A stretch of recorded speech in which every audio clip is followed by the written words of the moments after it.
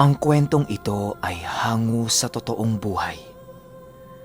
Karanasan ito ni Cristel at ng buong pamilya niya.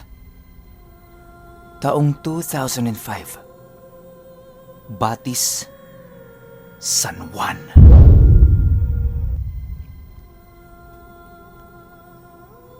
Itong mga panahong ito, kamamatay pa lang ng nanay ni Cristel. Nasa lamay pa lang nung nanay niya, nagkaroon na kagad sila ng pagtatalo sa pamilya nila. Dahil ang gustong mangyari ng tatay nila, ilibing ang katawan ng nanay niya. Ang kaso lang, tutol dito yung panganay nilang anak na galing sa Amerika. Dahil ang gusto nitong mangyari sa katawan ng nanay niya, i-cremate. Para kapag uuwi siya ng Pilipinas, hindi na niya kailangan pang pumunta ng sementeryo para dalawin ang yumaong nanay niya.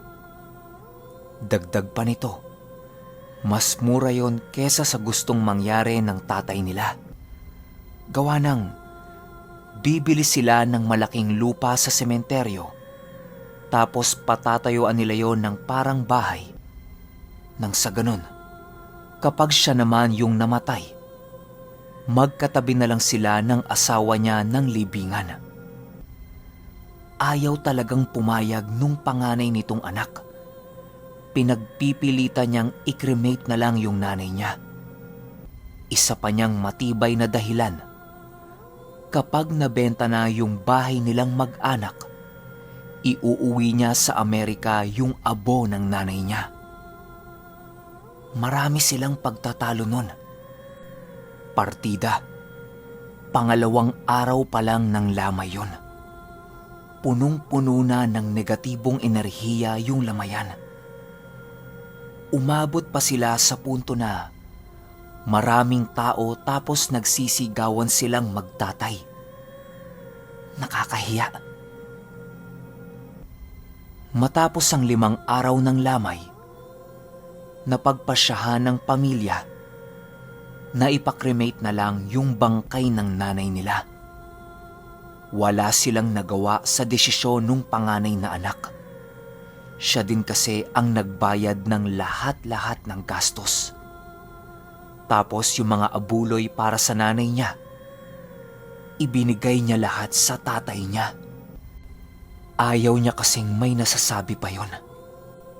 Nung tapos na yung cremation, inuwi kaagad nila yung tinatawag na urn, o kung tawagin sa Tagalog sisidlan o urna. Yan ang ginagamit para paglagyan ng mga abo ng patay o yung mga bangkay na kinikremate. Wala naman na silang narinig pa na reklamo sa tatay nila. Pero alam nilang magkakapatid na napakasama ng loob nito kasi nga hindi natupad yung gusto niyang mangyari. 2 araw bago umalis papunta ng Amerika yung kapatid ni Cristel, pansin niya na walang tigil ang away sa loob ng bahay nila. Halos araw-araw na lang nagbubulyawan yung mga tao doon. Wala naman siyang magawa kasi bunso siya.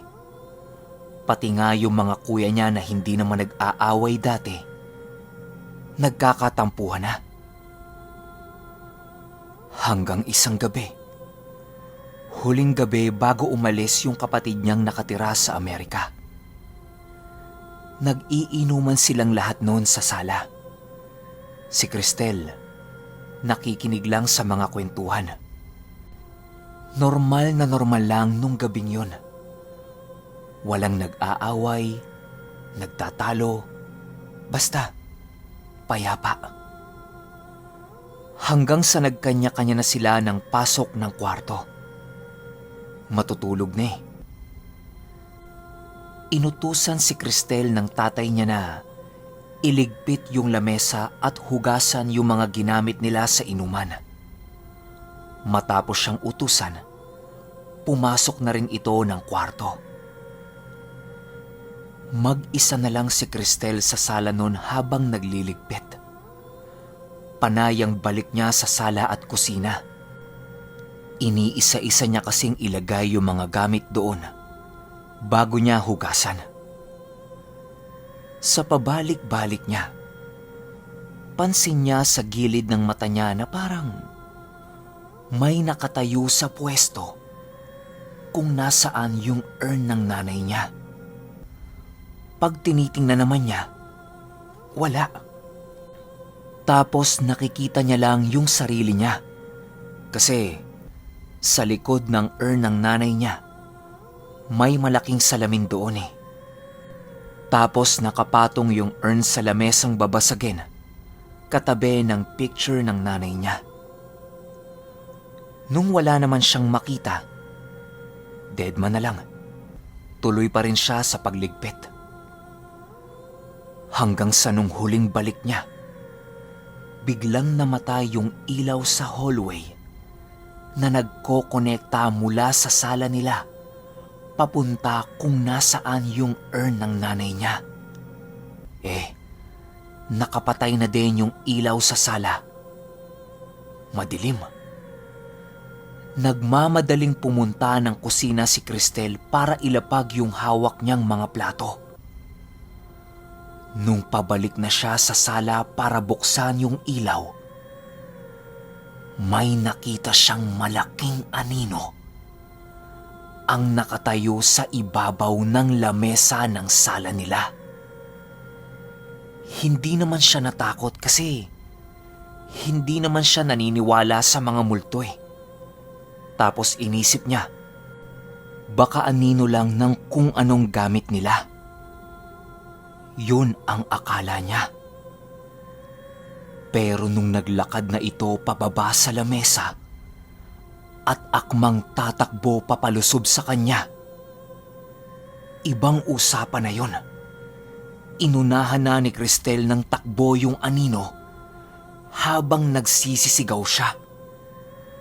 Pagliko niya kung nasaan yung urn ng nanay niya, saksing buhay siya hanggang ngayon na may nakita siya doong nakaluhod na figura. Hindi niya mawari kung lalaki ba o babae. Nakita niya lang yun nung biglang bumukas yung ilaw sa pwesto na yun. Paglalarawan ni Cristel, malinaw ang pagkakadetalye ng buhok, damit, at katawan nito. Parang ordinaryong tao lang.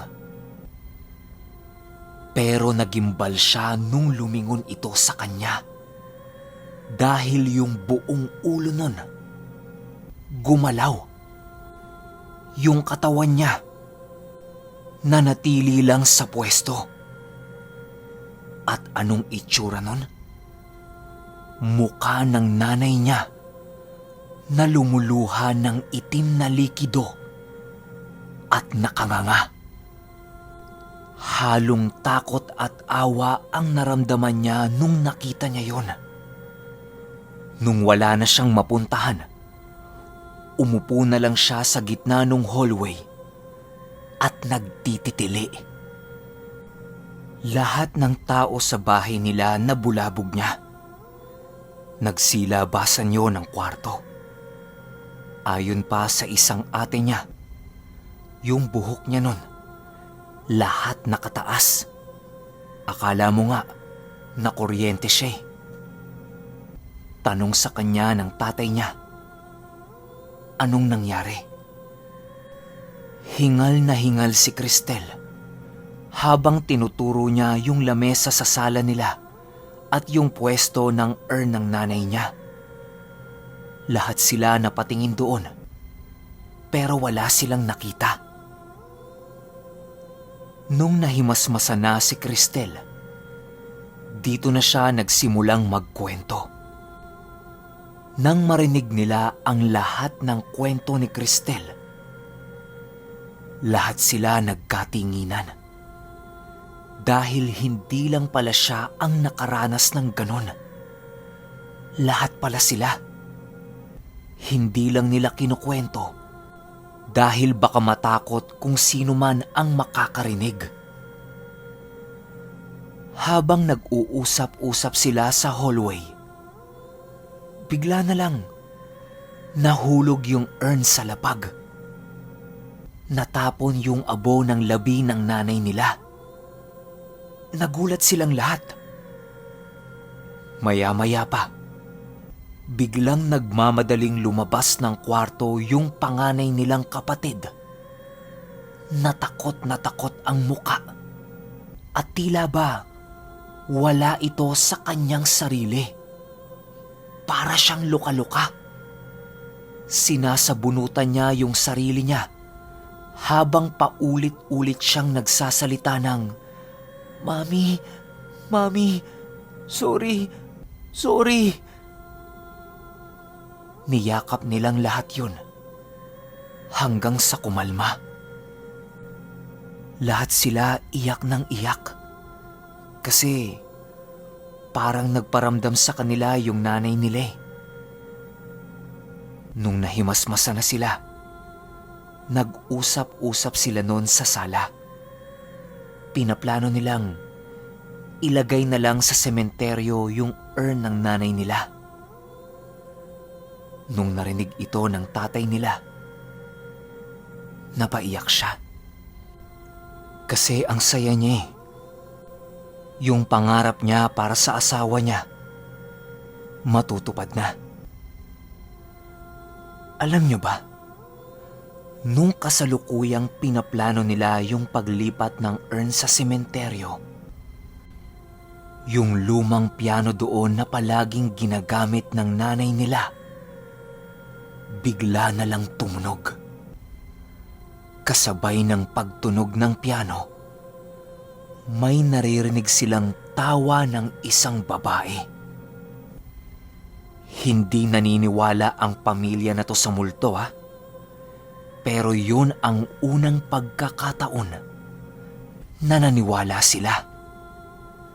Dahil wala silang maibigay na paliwanag kung bakit tumutunog yung piano na yon at merong babaeng tumatawa sa kwarto kung nasaan yung piano. Lahat sila nasa sala, di ba? Lahat sila kinikilabutan nun. Walang nagsasalita. Lahat nakikiramdam. Nung tumigil yung pagtunog ng piano at pagtawa ng babae, yung mga ilaw sa buong bahay nila animoy mga Christmas lights kasi panay ang patay at sindi. Tumigil lang ang lahat nung sumigaw yung tatay nila. Sinigaw niya ang pangalan ng asawa niya at sinabi nitong, "Tama na, mahal na mahal kita." Tumigil ngayon. Pero napalitan naman ito ng napakalamig na temperatura. Lahat sila nakakaramdam ng ginaw. Maliban lang sa tatay nila. Yung kaninang tumatawang babae sa kwarto, bigla namang umiyak. Wala itong binabanggit na kahit na anong salita, pero iyak siya ng iyak. Ang sabi ng tatay nila, papasukin niya yung kwarto. Sumang-ayon naman sila. Kaso lang, unang hakbang pa lang ng tatay nila, nawala na yung malamig na temperatura at yung umiiyak na babae sa kwarto. Pero nagpatuloy pa rin yung tatay nila. Sa takot ni Cristel, sumunod siya dito. Pagdating nila sa kwarto, madilim, tahimik, at wala ngang tao doon. Matapos ang gabing yon, nag-iwan lang ng pera yung panganay, tapos umalis na din ito papunta ng Amerika. Silang mga naiwan ang tumingin ng lupa sa sementeryo na pwede nilang patayuan ng maliit na bahay para pupwestuhan ng urn. Alam niyo ba na nung kinuwento ito ni Cristel sa isa sa mga kaibigan niya, nagkwento rin yun sa kanya ng karanasan ng pinsan naman ito na halos pareho nang nangyari sa kanila. Ang kinaibahan lang, sinaboy ng pamilya ng pinsan niya yung abo sa dagat. Hindi na sila bumili pa ng lupa sa sementeryo.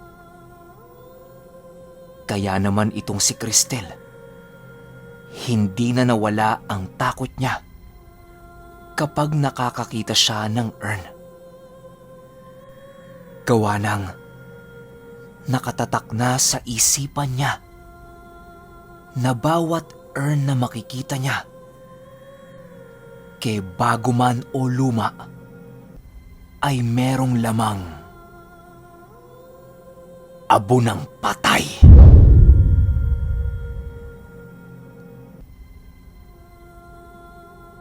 Okay, opinyon ko sa kwento. Unahan ko na kayong lahat. Hindi lahat ng urn ganun, okay? So kung may mga urn kayo dyan sa bahay ninyo, deadma lang, tirikan nyo lang ng kandila, dasalan nyo. Basta hindi ganun lahat ng urn kasi may mga kakilala ako na may mga urn sila sa bahay. Minsan 2 pa nga, 3 pa nga. Wala namang ganung kwento. Siguro kaya lang naging ganun yung ending ng pagkakaroon nila ng urn dahil sa negative energy na nabuo sa kanilang mag-anak.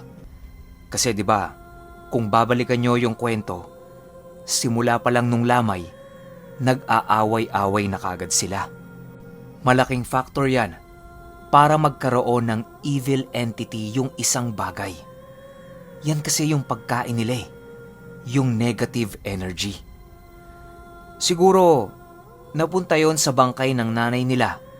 Tapos kahit naging abo na, sumunod pa rin yun doon para pestehin yung bahay nila. Kasi nga, hindi lang si Cristel yung nakaranas ng ganong experience, di ba? Maging yung mga kapatid niya. Buti na lang nakwento yun ni Cristel. Kasi kung hindi, baka manatiling nakatira yon sa bahay nila hanggang sa unti-unti na silang masakop nun. Tapos pag-aawayin sila. Ang kinagandahan lang, para bang bumalik yung nanay nila kung saan ito nakatira. Tapos ang gustong mangyari nun, matupad yung pangarap ng asawa niya para sa kanya. Dinaan niya lang siguro sa mga ganong klase ng paramdam para magising yung panganay nilang anak. 'Di ba? Pero ito naman opinyon ko lang. Kung may opinyon kayo sa kwentong ito, i-comment nyo lang sa ibaba. Yun lang. Hanggang sa susunod na kwento. Salamat.